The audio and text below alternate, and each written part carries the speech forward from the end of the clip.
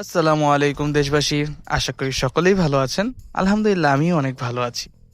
তো কালকের আপডেটে নতুন সিজন চলে এসেছে ফুটবলের, আর আমিও ডিভিশন পুশ দেওয়া শুরু করে দিলাম। আর দেখলাম অপোনেন্ট একটা বাঙালি বাঙালি ভাই পড়েছে অপোনেন্টে, আর তার কাছে দেখলাম ভালো ভালো কার্ডই আছে। তো কথা না বাড়িয়ে চলুন ম্যাচে চলে যাই।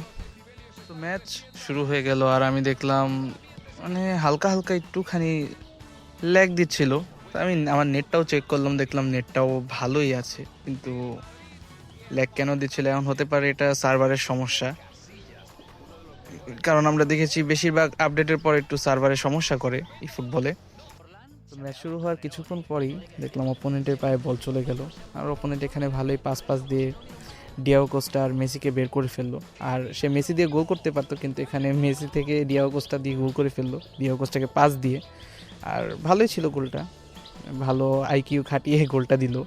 তো এইভাবেই অপোনেন্ট এক গোলে এগিয়ে গেল, আর আমিও তারপর পাস দিয়ে ভাবছিলাম আরেকটা গোল দেবো। তো আমি এখানে আমার হাতজিকে বের করে দিলাম, কিন্তু ডি বক্সের ভিতরে যাওয়ার পরে সে তার ডিফেন্ডার দিয়ে ট্যাকেল দিয়ে আমার বলটা নিয়ে তারপরে সরিয়ে দিল আর কি। মানে ভালোই, তার ডিফেন্সও ভালো ছিল আর পাসিং সেন্সও খুবই ভালো ছিল। এখানে আরেকটা কথা, যে আমি আগেও বলেছি যে সবার প্লেয়িং স্টাইল এক থাকে না। কেউ হয়তো পাস দিয়ে খেললে বেশি কমফোর্ট ফিল করে, আবার কেউ হয়তো থ্রো পাস দিয়ে খেলে বেশি কমফোর্ট ফিল করে, আবার কেউ একটুখানি স্কিলভাবে মানে ড্রিবলিং করে খেললে বেশি ভালো খেলে। সবার প্লেয়িং স্টাইল আলাদা। যেমন আমি এখানে বেশি ড্রিবলিংও করতে পারি না, আবার পাস দিয়ে আমার ভালো পাস দিয়ে খেলা হয় না, আর আমি থ্রো পাস দিয়ে খেললে খুবই ভালো খেলতে পারি। আর যেহেতু আমি লং বলে খেলি, তাই আমি দেখেছি যে থ্রো পাস দিয়ে খেললেই আমার সব প্লেয়ারও সুন্দর সুন্দর সুন্দর করে বের হয়ে যায়, আর আমি গোল দিতেও আমার জন্য সহজ হয়। এখানে আমি হাতজির পায়ে বল পাওয়ার পরই হাতজিকে দিয়ে মানে একদম কর্নার থেকে একটি ক্রস মারার চেষ্টা করি, কিন্তু এখানে ক্রসটা হয়নি। ভালোই একটা টান দিয়েছিলাম হাতজি দিয়ে। তো এভাবেই খেলা চলতে থাকে, আর অপোনেন্টের ডিফেন্ডার ভালো হওয়ার কারণে আমি এখানে গোল করার চান্স ক্রিয়েট করলেও বারবার অপোনেন্ট ডিফেন্ড করে ফেলছিল। ডিফেন্ডিংয়ের দিকে অপোনেন্ট খুবই ভালো ছিল, আর অ্যাটাকের দিকেও ভালো ছিল। আর অপোনেন্টও বারবার চেষ্টা করছিল আরেকটা গোল দেওয়ার, আর আমিও ডিফেন্ড করে ফেলছিলাম বারবার। যে হ্যাঁ, আমারও ইচ্ছা যে আমি গোল দিতে দেবো না, আর আমি একটা গোল দিয়ে হয়তো এই ম্যাচ ড্র করব, না হয় আমি এই ম্যাচ উইন হব। আমার এরকম মানে মাইন্ডসেট ছিল। তো অনেকক্ষণ পর এখানে অপোনেন্ট একটি গোল করার চান্স পায়, ডি ব্রয়না দিয়ে ভালো একটি টান দিয়ে গোল করতে চায়, কিন্তু এটা হয় না। তো এইভাবেই প্রথম হাফ শেষ হয়ে গেল, আর অপোনেন্ট এক গোলে এগিয়ে থাকলো আমার থেকে। তারপর আমি সাব করলাম আমার ডেভিড ভিলাকে। আর যারা নাকি এই ফ্রি ডেভিড ভিলার ভালো পারফরমেন্স পাচ্ছেন না, তাদেরকে আমি বলবো যে আপনার ওর স্কিলের ভিতরে সুপার সাব অ্যাড করেন, আর খুবই ভালো একটা পারফরমেন্স পাবেন এই ডেভিড ভিলা থেকে।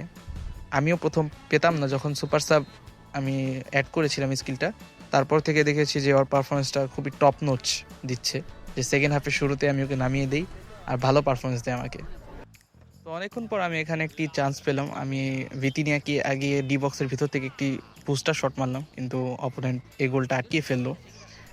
তো তার কিছুক্ষণ পরই আমি এখানে আরেকটি চান্স ক্রিয়েট করে ফেললাম, ডেভিড ভিলারকে বল দিয়ে দিলাম, আর এখানে ডেভিড ভিলা খুব সুন্দরভাবে মানে 3-4 জনের মাঝখান দিয়ে সুন্দর একটি কার্ল করে গোল করে দিল।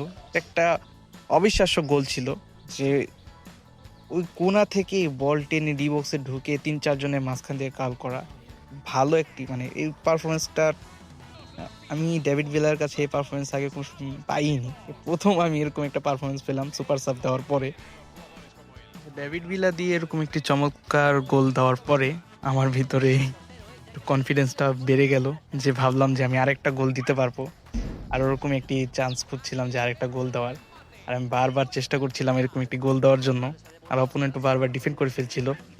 তো ঠিক লাস্ট 2 মিনিটের সময় এখানে আমি আরেকটি চান্স পেয়ে গেলাম, আর আমি ডেভিড ভিলা দিয়ে একটি গোল করার চেষ্টা করলাম, কিন্তু অপোনেন্ট খুব ভালোভাবে এখানে ট্যাকেল দিয়ে ডিফিট করে ফেললো।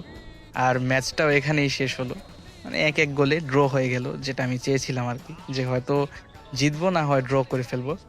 আর আমার ম্যান অফ দ্য ম্যাচ হলো ডেভিড ভিলা। তো ডেভিড ভিলা থেকে এরকম একটি পারফরমেন্স পাওয়ার পরে আমার ভিতরে ভালোই লাগছিল, খুশি লাগছিল যে এতদিন পরে একটা ভালো পারফরমেন্স পেলাম আমি। তো এই ছিল আজকের ভিডিও, আশা করি সকলের ভালো লেগেছে। আর যারা নতুন আছেন তারা চ্যানেলটা সাবস্ক্রাইব করে দিন, আর ভিডিওটাতে ভালো লাগলে লাইক করে দিন। তো আজকের জন্য এই পর্যন্তই। সবাই ভালো থাকবেন, সুস্থ থাকবেন। আল্লাহ হাফেজ।